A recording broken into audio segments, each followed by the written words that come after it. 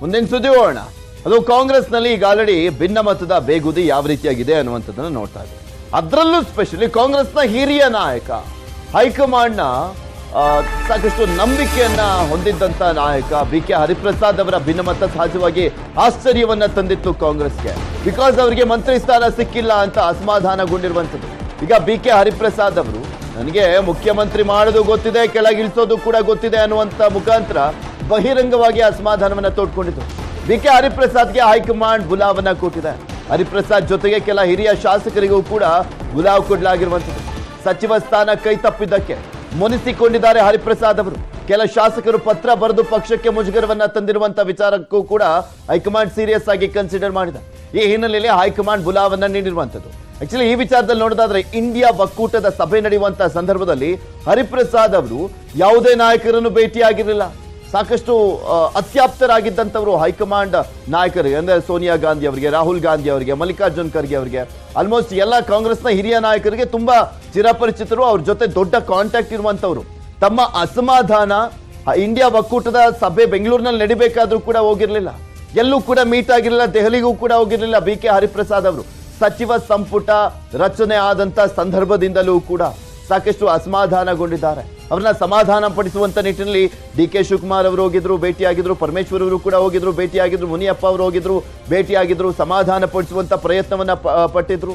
ಹಾಗೆ ಸಿದ್ದರಾಮಯ್ಯ ಅವರ ವಿಚಾರಕ್ಕೆ ಸಂಬಂಧಪಟ್ಟಂತೆ ಈ ರೀತಿಯಾಗಿ ಬಹಿರಂಗವಾಗಿ ಅಸಮಾಧಾನ ವ್ಯಕ್ತಪಡಿಸಿದಂತ ಸಂದರ್ಭದಲ್ಲಿ ಪಕ್ಷಕ್ಕೆ ಹೊಡೆತ ಬೀಳುತ್ತೆ ಅಂತ ಹೇಳುವಂತ ಪ್ರಯತ್ನವನ್ನ ಕೂಡ ಪಟ್ಟಿದ್ರು.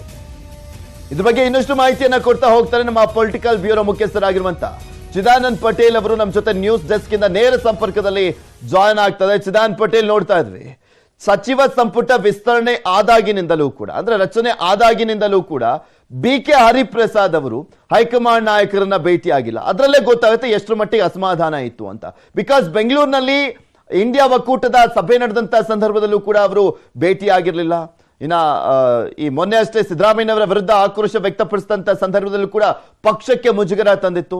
ಅವರನ್ನ ಸಮಾಧಾನ ಪಡಿಸುವಂತ ನಿಟ್ಟಿನಲ್ಲಿ ಯಾವ ರೀತಿಯಾಗಿ ಹೈಕಮಾಂಡ್ ಈಗ ಎಂಟ್ರಿ ಕೊಟ್ಟಿದೆ ಅಂತ, ಅವರ ಜೊತೆಗೆ ಹಿರಿಯ ನಾಯಕರನ್ನು ಕೂಡ ಮನವೊಲಿಸುವಂತ ನಿಟ್ಟಿನಲ್ಲಿ ಪೃಥ್ವಿ, ಮಹತ್ತರ ಬೆಳವಣಿಗೆಯೊಂದರ ಹಿನ್ನೆಲೆಯಲ್ಲಿ ಅಸಮಾಧಾನಿತ ಶಾಸಕರು ಮತ್ತು ನಾಯಕರಿಗೆ ಕಾಂಗ್ರೆಸ್ ಹೈಕಮಾಂಡ್ ಬುಲಾವ್ ನೀಡಿರುವಂಥದ್ದು.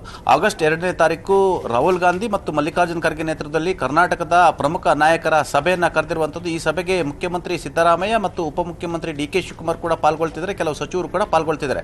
ಪ್ರಮುಖವಾಗಿ ಎಲ್ಲೊಂದು ಕಡೆ ಸಚಿವ ಸ್ಥಾನ ವಂಚಿತರಾಗಿರ್ತಕ್ಕಂಥ BK ಹರಿಪ್ರಸಾದ್ ಈಗಾಗಲೇ ಅಸಮಾಧಾನಗೊಂಡಿರುವಂಥದ್ದು. ಈ ಅಸಮಾಧಾನದ ಕಾರಣಕ್ಕಾಗಿ ತಮ್ಮ ಬೆಂಗಳೂರಿನಲ್ಲಿ ನಡೆದಂಥ ಸಮುದಾಯದ ಸಭೆಯಲ್ಲಿ ಮುಖ್ಯಮಂತ್ರಿ ಸಿದ್ದರಾಮಯ್ಯ ವಿರುದ್ಧ ಹರಿಹಾಯ್ದಿರುವಂಥದ್ದು. ನನಗೆ ಮುಖ್ಯಮಂತ್ರಿ ಮಾಡಲಿಕ್ಕೆ ಗೊತ್ತು, ಇಳಿಸಲಿಕ್ಕೆ ಗೊತ್ತು ಅನ್ನೋ ಮುಖಾಂತರ ಎಲ್ಲೊಂದು ಕಡೆ ತಮ್ಮ ಅಸಮಾಧಾನವನ್ನು ಸ್ಫೋಟಗೊಂಡಿರುವಂಥದ್ದು.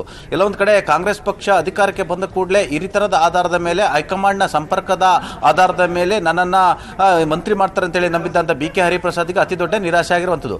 ಈಡಿಗ ಕೋಟದಿಂದ ಸೊರಬದ ಶಾಸಕರಾಗಿದ್ದಂಥ ಮಧು ಬಂಗಾರಪ್ಪನವ್ರನ್ನ ಮಂತ್ರಿ ಮಾಡಿದ್ರಿಂದ ಎಲ್ಲೊಂದು ಕಡೆ BK ಹರಿಪ್ರಸಾದ್ ಅವರಿಗೆ ಮಂತ್ರಿ ಸ್ಥಾನ ಕೈ ತಪ್ಪಿರುವಂಥದ್ದು. ಈ ಮಂತ್ರಿ ಸ್ಥಾನ ಕೈ ತಪ್ಪಲಿಕ್ಕೆ ಮುಖ್ಯಮಂತ್ರಿ ಸಿದ್ದರಾಮಯ್ಯ ಕಾರಣ ಅನ್ನೋದು ಹರಿಪ್ರಸಾದ್ ಮತ್ತು ಅವರ ಆಪ್ತರ ಗಂಭೀರವಾದ ಆರೋಪ. ಇದೇ ಕಾರಣಕ್ಕಾಗಿ ಪದೇ ಪದೇ ಮುಖ್ಯಮಂತ್ರಿ ವಿರುದ್ಧ ಹರಿಯಾಯ್ತಿರ್ತಕ್ಕಂಥ BK ಹರಿಪ್ರಸಾದ್ ಅವರನ್ನು ಕೂಡ ಅವರ ಸಿಟ್ಟನ್ನು ಕೂಡ ಶಮನಗೊಳಿಸಬೇಕು. ಯಾಕಂತ ಹೇಳಿದ್ರೆ ಲೋಕಸಭೆ ಚುನಾವಣೆ ಹತ್ತಿರ ಆಗ್ತಿರೋ ಸಂದರ್ಭದಲ್ಲಿ BK ಹರಿಪ್ರಸಾದ್ ಅಂತವರು ಮುನಿಸಿಕೊಂಡು ಪಕ್ಷ ಹಾಗೂ ಸರ್ಕಾರದ ವಿರುದ್ಧ ಪದೇ ಪದೇ ಹೇಳಿಕೆಯನ್ನು ಕೊಟ್ಟರೆ ಅದು ಪಕ್ಷಕ್ಕೆ ಮುಜುಗರ ಮತ್ತು ಡ್ಯಾಮೇಜ್ ಆಗುವ ಸಾಧ್ಯತೆ ಇರುವಂಥದ್ದು. ಇದರ ಬೆನ್ನಲ್ಲಿ ಇನ್ನೂ ಅನೇಕರು, ಅದು ಸೇರಿದಂತೆ ಈಗಾಗಲೇ MLC ವಿಚಾರಕ್ಕೆ ಸಂಬಂಧಪಟ್ಟ ಕೂಡ BL ಶಂಕರ್ ಸೇರಿದಂತೆ ಅನೇಕರು ಈಗಾಗಲೇ ಲಾಬಿಯನ್ನು ನಡೆಸ್ತಿರುವಂಥದ್ದು ಮತ್ತು ಒಂದಷ್ಟು ಬೇಸರನ್ನು ಕೂಡ ಹೊರಹಾಕ್ತಿರುವಂಥದ್ದು. ಜೊತೆಗೆ ಬಸವರಾಜ ರಾಯರೆಡ್ಡಿ ಸೇರಿದಂತೆ ಅನೇಕರು ಸಚಿವ ಸ್ಥಾನ ವಂಚಿತರು ಕೂಡ ಪರೋಕ್ಷವಾಗಿ ಪತ್ರವನ್ನು ಬರೆಸುವ ಮುಖಾಂತರ ಸರ್ಕಾರದ ವಿರುದ್ಧ ಮತ್ತು ಸಚಿವರ ವಿರುದ್ಧ ಅಸಮಾಧಾನವನ್ನು ತೋಡ್ಕೊಳ್ತಿರುವಂಥದ್ದು. ಈ ಎಲ್ಲ ಕಾರಣಕ್ಕಾಗಿ ಮುಂಬರಲಿರ್ತಕ್ಕಂಥ ಲೋಕಸಭೆ ಚುನಾವಣೆಗೆ ಈಗಾಗಲೇ ಕರ್ನಾಟಕದಲ್ಲಿ ಅನೇಕ ಶಾಸಕರುಗಳಿಗೆ ಮತ್ತು ಸಚಿವರುಗಳಿಗೆ ಟಾರ್ಗೆಟ್ 20 ಸೀಟ್ಗಳನ್ನ ಗೆಲ್ಲಬೇಕಂತ ಹೈಕಮಾಂಡ್ ಈಗಾಗಲೇ ಟಾರ್ಗೆಟ್ ಕೊಟ್ಟಿರುವಂಥದ್ದು. ಇವೆಲ್ಲವೂ ಕೂಡ ಈಡೇರಬೇಕು. ಆ ಮುಖಾಂತರ ಕರ್ನಾಟಕ ರಾಜ್ಯದಲ್ಲಿ ಅಸಮಾಧಾನಿತ ಶಾಸಕರ ಅಸಮಾಧಾನ ಸ್ಫೋಟಗೊಳ್ಳಬಾರದು. ಆ ಮುಖಾಂತರ ಲೋಕಸಭೆ ಚುನಾವಣೆಯಲ್ಲಿ ಎಲ್ಲರೂ ಕೂಡ ಒಗ್ಗಟ್ಟಿನಿಂದ ಚುನಾವಣೆ ಎದುರಿಸಬೇಕು. ಈ ಎಲ್ಲ ಕಾರಣಕ್ಕಾಗಿ ಹೈಕಮಾಂಡ್ ಆಗಸ್ಟ್ 2ರಂದು ಮಹತ್ವದ ಸಭೆಯನ್ನು ಕರೆದಿರುವಂಥದ್ದು. ಈ ಸಭೆಯಲ್ಲಿ ಬಹುತೇಕ ಕರ್ನಾಟಕದಲ್ಲಿ ಸಮನ್ವಯ ಸಮಿತಿ ರಚನೆ ಸಾಧ್ಯತೆ ಬಹುತೇಕ ನಿಚ್ಚಳ ಅಂತ ಹೇಳಲಾಗ್ತಿದೆ. ಯಾವುದೇ ರೀತಿ ಸಚಿವರ ಮೇಲಿನ ಆರೋಪಗಳಿರುವಂಥದ್ದು, ಸರ್ಕಾರದ ಮೇಲಿನ ಆರೋಪ ಇರುವಂಥದ್ದು, ಪಕ್ಷ, ಸರ್ಕಾರ, ಶಾಸಕರು ನಡುವಿನ ಮತ್ತು ಸಚಿವರ ನಡುವಿನ ಸಮನ್ವಯ ಕಾಯ್ದುಕೊಳ್ಳಲಿಕ್ಕೆ ಮತ್ತು ಕೆಲವೊಂದು ಪ್ರಮುಖ ನಿರ್ಧಾರಗಳನ್ನ ಯಾವುದೇ ಕಾರಣಕ್ಕೂ ಕೂಡ ಅದು DK ಶಿವಕುಮಾರ್ ಇರ್ಬೋದು ಮತ್ತು ಸಿದ್ದರಾಮಯ್ಯ ಇರ್ಬೋದು ಏಕಪಕ್ಷೀಯವಾಗಿ ಯಾವುದೇ ರೀತಿ ತೀರ್ಮಾನವನ್ನು ತೆಗೆದುಕೊಳ್ಳಬಾರದು ಎಂಬ ಕಾರಣಕ್ಕಾಗಿ ಸಮನ್ವಯ ಸಮಿತಿಯನ್ನು ರಚನೆ ಮಾಡೋದು ಬಹುತೇಕ ನಿಚ್ಚಳ ಅಂತ ಹೇಳಲಾಗ್ತಿದೆ. ಈ ಹಿಂದೆ ಕಾಂಗ್ರೆಸ್ ಮತ್ತು JDS ಸಮ್ಮಿಶ್ರ ಸರ್ಕಾರ ಇದ್ದಂಥ ಸಂದರ್ಭದಲ್ಲೂ ಕೂಡ ಸಿದ್ದರಾಮಯ್ಯ ನೇತೃತ್ವದಲ್ಲಿ ಸಮನ್ವಯ ಸಮಿತಿಯನ್ನು ರಚನೆ ಮಾಡಲಾಯಿತು. ಅದೇ ರೀತಿ ಕರ್ನಾಟಕದಲ್ಲೂ ಕೂಡ ಒಂದು ಪರೋಕ್ಷವಾಗಿ ಇಲ್ಲಿ ಸಚಿವರು ಮತ್ತು ಪಕ್ಷದ ಪ್ರಮುಖರನ್ನ ಕಟ್ಟಿ ಹಾಕುವ ಕಾರಣಕ್ಕಾಗಿ ಸಮನ್ವಯ ಸಮಿತಿ ರಚನೆ ಸಂಬಂಧಪಟ್ಟ ಈಗಾಗಲೇ ಚರ್ಚೆ ಆರಂಭವಾಗಿರುವಂಥದ್ದು.